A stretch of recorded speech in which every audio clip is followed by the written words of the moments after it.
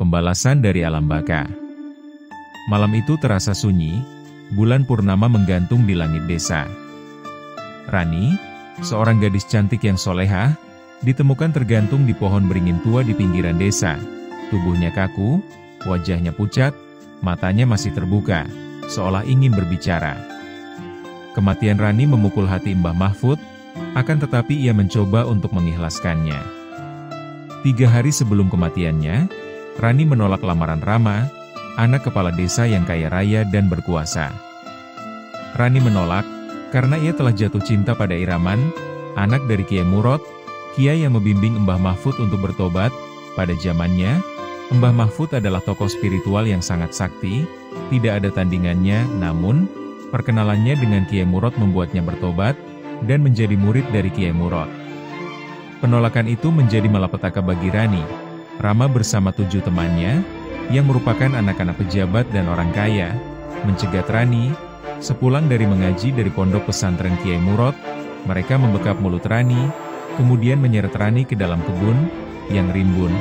Rani dimasukkan ke dalam gubuk, di sana sudah menggurama. Kedua tangan dan kaki Rani dipegangi kuat oleh kawan-kawan Rama. Rani mencoba berontak namun ia tidak berdaya. Satu persatu pakaian Rani dirobek, dicabik-cabik, hingga tampak tak sehelai benang pun melekat di kulit Rani.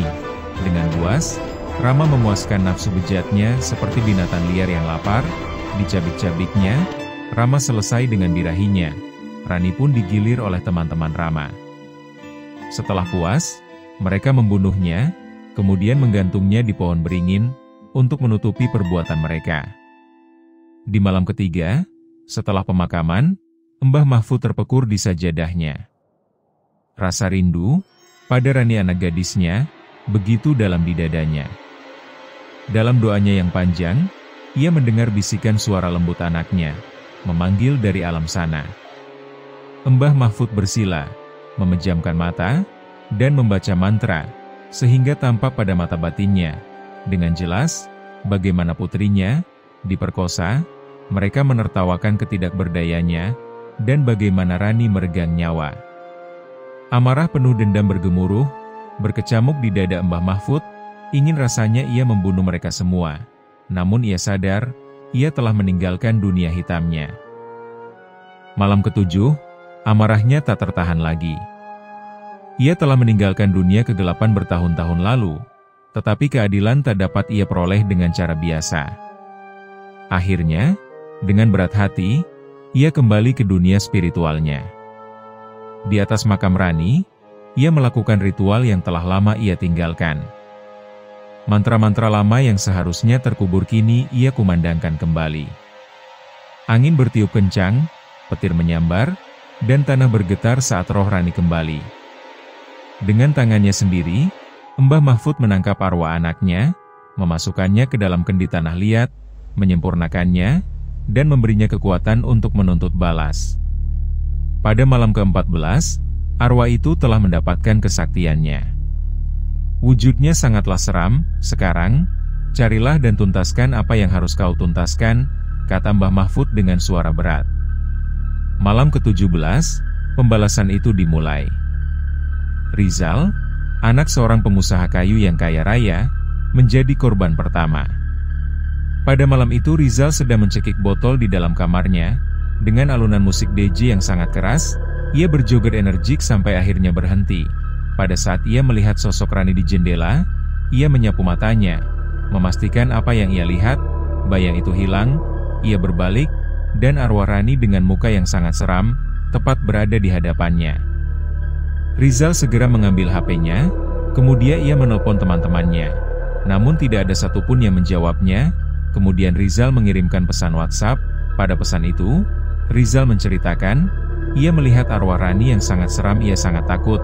Selesai menulis pesan, Rizal menyimpan HP di sampingnya, dan tepat mukanya berhadapan dengan arwah Rani. Rizal takut setengah mati. Rani maafkan aku hanya disuruh Rama. Aku mohon. Rizal mengiba, kabel dan tali yang ada di kamar itu, bergerak dengan sendirinya, mengikat tangan dan kaki Rizal. Jangan Rani, jangan, aku mohon maafkan aku, ucap Rizal menangis ketakutan. arwah sera itu semakin mendekat dengan penuh amarah. Lidah arwah itu menjulur panjang, menjilat muka Rizal.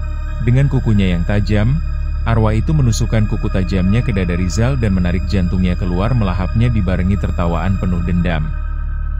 Rizal tewas seketika, dan ditemukan kamarnya pagi hari. Saat Iem, pembantu rumah, itu mencium aroma tidak sedap dari kamar Rizal, tubuhnya terkoyak, seperti diserang binatang buas. Tak ada jejak siapapun di dalam rumahnya, hanya bau anyir yang menyengat. Kematian Rizal membuat desa gempar, kawan-kawan dan juga Rama sangat ketakutan, setelah mereka membaca pesan dari Rizal, yang kini telah dikuburkan. Ada yang mengusulkan untuk menyerahkan diri kepada pihak berwajib, namun Rama membentak, "Jangan takut, itu hanya hantu. Kita lawan, aku punya kenalan dukun yang sangat sakti," ucap Rama. Mendengar itu mereka senang, "Habis pemakaman ini kita ke sana." Rama dan kawan-kawannya pergi ke rumah seorang dukun sakti, berharap mendapatkan perlindungan dari teror yang menghantui mereka. Dukun tua itu menyambut mereka dengan senyum misterius, dan langsung menyiapkan ritual perlindungan. Ia menyalakan dupa, menggumamkan mantra, lalu memberikan jimat kepada masing-masing dari mereka. Dengan ini, kalian akan terlindungi.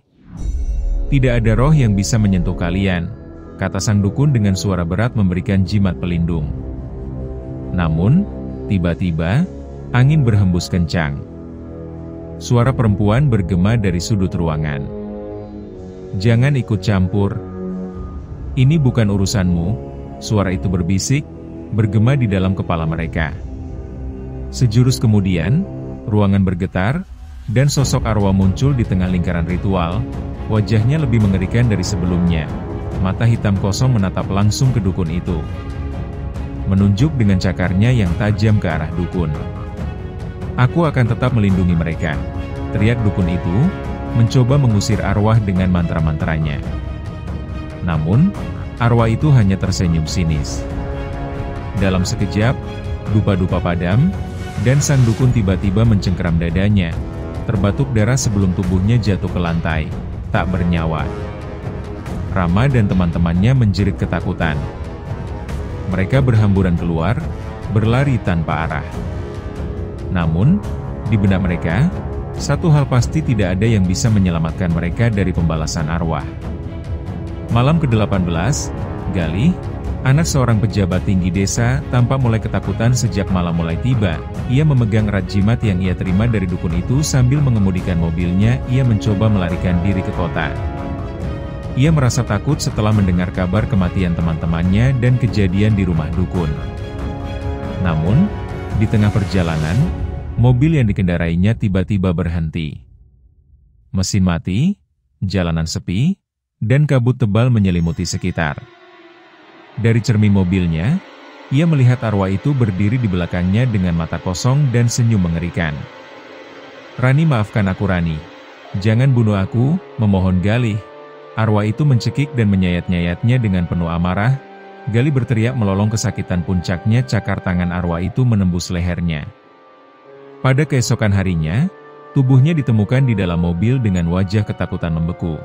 Tangannya mencakar-cakar kulitnya sendiri seolah mencoba melawan sesuatu yang tak terlihat. Malam ke-19, Reza, yang sejak kejadian memilih bersembunyi di kamar dengan cahaya menyala, berusaha menahan kantuknya. Ia tahu bahwa jika ia tertidur, ia takkan pernah bangun lagi. Namun, menjelang tengah malam, lampu kamarnya tiba-tiba padam. Suara bisikan lembut terdengar dari sudut ruangan. Nafasnya tercekat, tubuhnya gemetar. Dari dalam kegelapan, arwah Rani berwujud sangat seram itu merayap keluar. Wajahnya begitu dekat dengan Reza. Mata kosong itu menatap tajam, mulutnya menyeringai lebar, menampilkan deretan gigi hitam dan tajam. Reza berusaha menjerit, tetapi tubuhnya tak bisa bergerak. Tangan kurus arwah merayap ke lehernya, jari-jarinya yang panjang seperti cakar menekan tenggorokannya perlahan. Nafas Reza tersengal, keringat dingin mengalir di pelipisnya. Dalam detik terakhirnya, ia meraih ponselnya dengan tangan gemetar dan menghubungi Rama. "Tolong, dia di sini." "Arwah, Dia. Suara Reza terputus oleh suara gemertak tulang saat lehernya remuk di tangan arwah itu. Saat ditemukan keesokan harinya, tubuhnya membusuk dengan cepat meskipun baru semalam ia meninggal. Wajahnya membeku dalam ekspresi ketakutan yang luar biasa, matanya melotot, dan kukunya patah seolah mencoba mencakar sesuatu yang tak terlihat. Saat pagi tiba, kematian Reza mengguncang seluruh desa. Para penduduk berkumpul di depan rumahnya, berbisik-bisik ketakutan. Desas-desus pun merebak, mengaitkan kejadian tragis ini dengan kematian Rani yang dulu dianggap bunuh diri. Ini bukan kebetulan, bisik seorang ibu tua, menggenggam erat selendangnya. Arwah Rani menuntut balas. Para tetua desa mulai membicarakan kemungkinan adanya kutukan yang menghantui mereka. Oleh karena itu tetua kampung mengunjungi Mbah Mahfud. Mereka ingin menanyakan apakah ada kaitannya dengan kematian Rani dan sekaligus minta solusi atas masalah teror ini. Mahfud hanya menitipkan pesan kepada tetua kampung untuk jangan takut, pasrahkan kepada Yang Maha Kuasa. Ia berkata, siapa yang menanam maka ia menuai hasilnya, ucap Mbah Mahfud. Suasana desa yang biasanya tenang kini dipenuhi ketakutan. Tak seorang pun berani keluar rumah saat malam tiba, takut menjadi korban berikutnya. Malam ke-20, hanya tersisa satu pelaku terakhir, Rama. Ia bersembunyi di rumahnya dengan penjagaan ketat. Namun, tidak ada yang bisa menghalangi roh arwah. Di tengah malam, suara ketukan pelan terdengar di pintu kamarnya. Rama terbangun, tubuhnya gemetar. Ketukan itu semakin keras, lalu berubah menjadi dentuman yang menggema di seluruh rumah. Lampu berkedip-kedip, udara membeku, dan suara bisikan memenuhi ruangan. Rama, waktumu telah tiba. Ketakutan merayap ke seluruh tubuhnya. Ia meraih jimat pemberian dukun, menggenggamnya erat. Namun, tiba-tiba jimat itu terbakar di tangannya, meninggalkan bekas luka yang membentuk simbol aneh. Rasa sakit menjalar ke seluruh tubuhnya. Dari bayangan di sudut ruangan, sosok arwah muncul perlahan.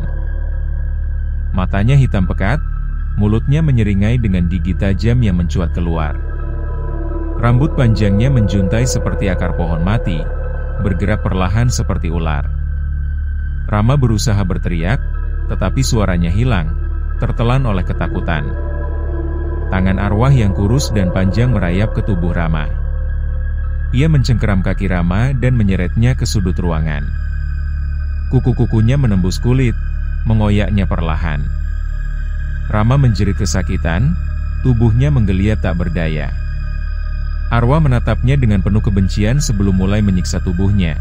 Kulitnya mengelupas perlahan seperti terkelupas oleh api, tulang-tulangnya terdengar retak di dalam tubuhnya sendiri.